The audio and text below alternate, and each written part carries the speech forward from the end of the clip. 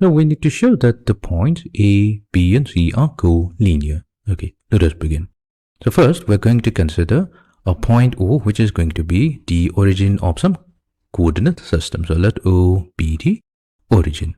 Now with respect to the origin, we can define the position vector of the points A, B and C such that OA vector, so this is going to be the position vector of point A, is given by 2 minus 0 I cap. So here all we are doing is taking the difference between the final point and the initial point. So since we have a three-dimensional system, so first we take the difference of the x coordinate of the point A and the x coordinate of the origin. So x coordinate of origin, that's 0, so we have 2 minus 0 I cap.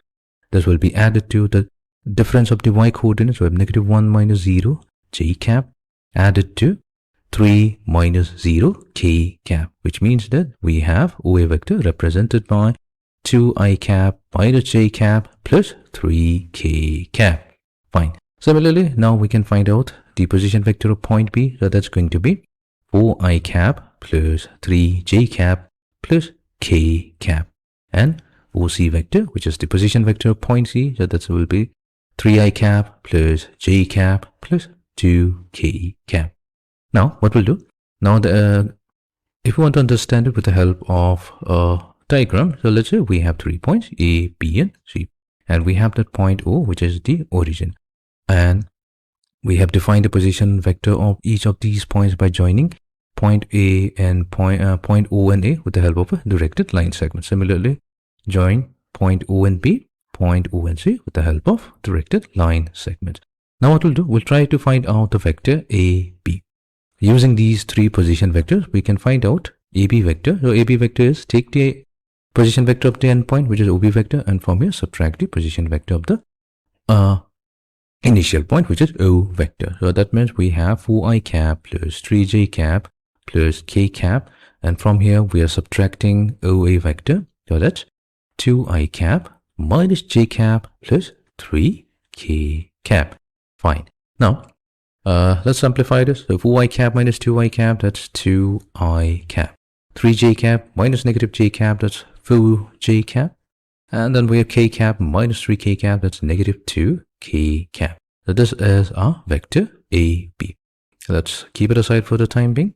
And now we're going to calculate the vector BC. So what is BC vector? So we join point B and point C with the help of a vector. A BC vector will be OC vector minus OB vector. That will be equals to 3 I cap plus j cap plus 2 k cap minus OB vector. The OB vector will be 4 I cap plus 3 j cap plus k cap. That will be equals to, so negative I cap minus 2 j cap plus k cap. Fine. So let this be number 2.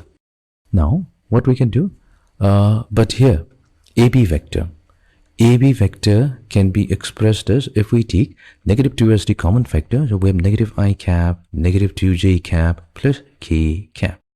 Now what is I cap, negative I cap minus 2 j cap plus k cap? That's the vector BC. So here we have AB vector given by negative 2 times BC vector, or in other words we can say that AB vector equals to some scalar lambda times BC vector, where lambda, the scalar, has a value negative 2. Now whenever this particular criterion is met, this tells us that the points A, B and C, these 3 points are collinear. So we have successfully verified that the points A, B and C, whose coordinate values are given to us, they are collinear.